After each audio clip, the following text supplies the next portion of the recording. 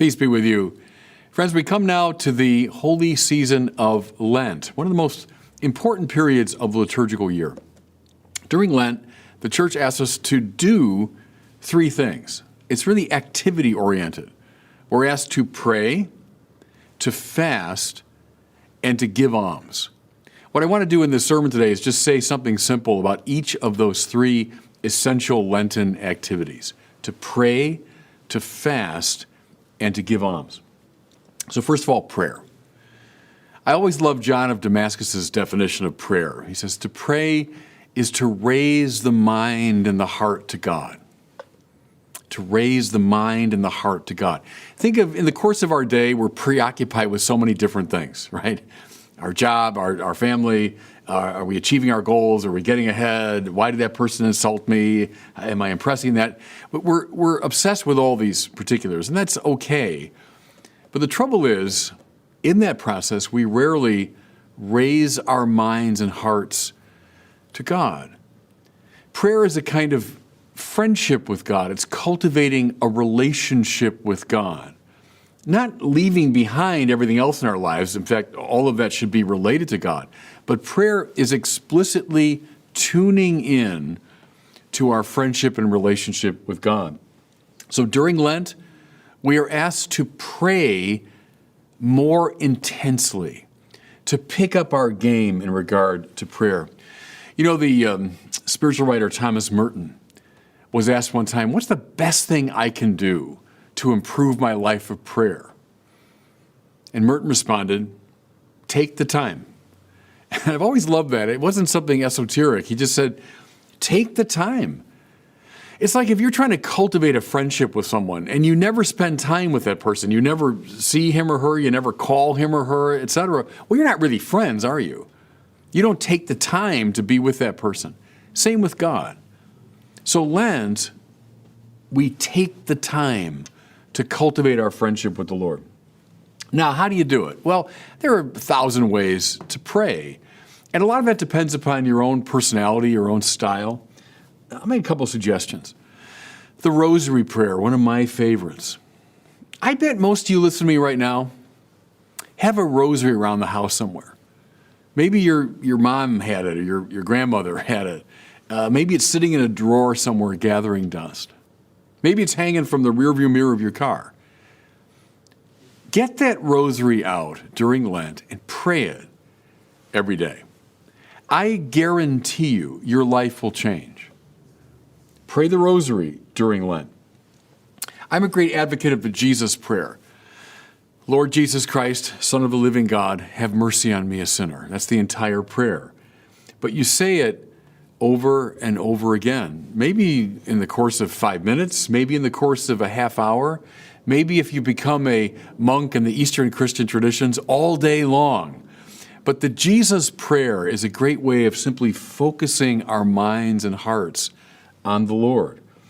Get the little book called The Way of a Pilgrim if you want to read about the spirituality around this prayer. You know, something as simple as meditation.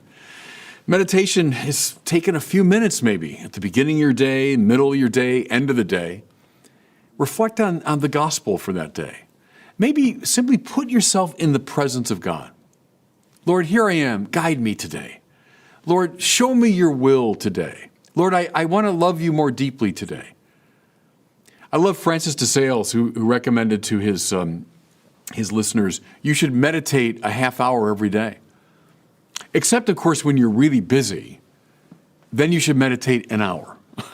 Pretty good, right? Meditation, a concrete way of raising our minds and hearts to God, is a wonderful way to pray. Something I do following the great Fulton Sheen is a holy hour. I do it first thing in the morning, first thing I do. I'm kind of a morning person. Maybe you're better in the middle of the day or end of the day. I don't care. But if you can find that time to spend an hour of uninterrupted prayer in the presence of the Blessed Sacrament. How about the Mass, the source and summit of the Christian life, the greatest prayer? Maybe you are a Sunday Mass attender. Good. How about daily Mass during Lent? You know, my mother was a great advocate of that. Of course, my parents, always took us to Mass every Sunday. But during Lent, my mom would always go to daily Mass. I remember when I was, I think, in 7th grade, she kind of invited/challenged me to join her. And I did. And I remember to this day, it had a big impact on me. Let's say you've been away from Mass for a long time. Okay, come back to Sunday Mass. Make sure that becomes your practice this Lent. Anyway, do something. Do something. It's up to you. Everyone's individual. Whatever you're currently doing in your life of prayer, intensify it this Lent. Raise your mind and heart to God. Okay, second activity of Lent, we're called upon to fast. Now, first of all, keep this in mind, everybody. Catholics are not Puritans. We're not Gnostics. We're not dualists. We don't despise the body. We don't think the natural desires for food and drink and sex and pleasure are bad things. So let's just be really clear about that. Fasting should have nothing to do with that kind of fussy, anti-materialist Puritanism. That ain't it. Here's, though, why we fast. Again, if I can quote Thomas Merton. Merton said that the desires for food and drink and pleasure and sex are in a way like little kids. Now, parents of little kids know what I'm talking about. Is little kids want what they want when they want it, right? Give me, I want this, I want it now. And a good parent is not going to indulge every desire of their kids. I mean, they have to caution their desires. They have to control them. Well, Merton says those naturally good desires in us, and precisely because they're the desires for life, thinking of food and drink and sex, it's to keep ourselves alive and keep our species alive. That's why they're so powerful. But they have to be disciplined, now listen, so that the deeper hungers of the heart and the soul can emerge. Jesus says in the Sermon on the Mount, how blessed are those who hunger and thirst for righteousness. What does that mean? They're thirsting for a right relationship with God. If all you're doing is indulging your hungers and thirsts for, food and drink and sex, then the deeper hungers don't arise. So we fast so as to control and limit and put in their proper place these sometimes too insistent desires. That's why the church recommends during Lent that we abstain and that we fast from certain types of foods. Good. Maybe that desire has become too dominant in your life. Maybe it's type of drink. I mean, look alcoholism in our society. Maybe, dare I say it, think of the drive, the sexual drive. Pornography is a giant problem in our country, especially among men. And so are these desires becoming so dominant that the deeper hungers don't arise? Well, we fast, therefore, and Lent is a time for that. So what would I recommend? Well, first of all, follow the church's basic requirements. They're not that demanding, are they? The fast on certain days, to abstain from meat and so on Friday. Good. Follow those. They're pretty simple, pretty elemental. But one thing I find, everybody, though I'm not real good at fasting from food, I must say, but often when Lent comes to an end, I realize the one thing that really reminded me that it's Lent was the Friday abstinence. It was such a visceral reminder of Lent. So I think it's good that way. But think of other desires for food and drink and pleasure and sex that have become too dominant in your life. Can I mention one? Our obsession with social media. I've been reading lots of people, and this is really good, who have said, I'm going to abstain or fast from social media during Lent. I'm going to really cut back on my screen time. Mind you, the people that invented those machines that we all carry around, well, they designed them to be addictive, and by God, they're working, aren't they? Well, that's a form of desire that's becoming dominant, too dominant in our lives. Maybe fast or abstain a bit from social media during Lent. I mentioned the problem of pornography, again, rampant in our society, a multi-billion-dollar industry.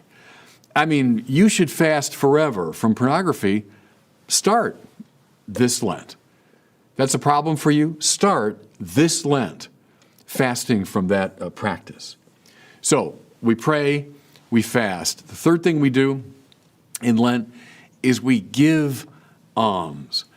Now, in a way, this is the most important practice of Lent, because to give alms is simply, in a concrete way, to express love. Right? Love, the greatest of the theological virtues, means to will the good of the other. That's what it means. I love the austerity of that definition. It doesn't have to do with emotional fireworks and all that.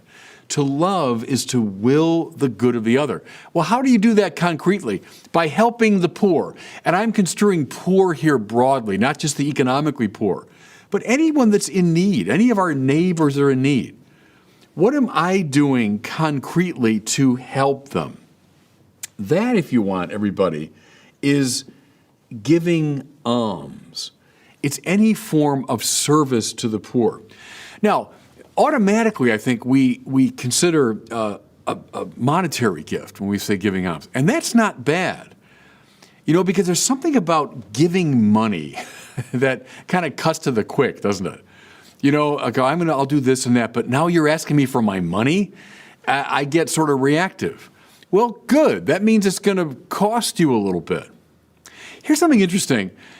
Catholics, we go to Mass, right? And the opening of the Mass and the prayers and the liturgy of the Word, then the homily and then the creed. And then it's as though, the Mass is kind of suspended for a little while. We play a little music and now we're going to take up the collection. And then when that's over, we'll resume the Mass. I think a lot of Catholics think that way. That's not it. No. The act of giving alms, that's what the collection is, that's integral to the Mass.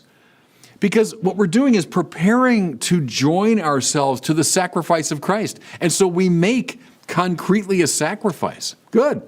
That's essential to the Mass. Well, during Lent, we are encouraged now to give alms in a more intense way.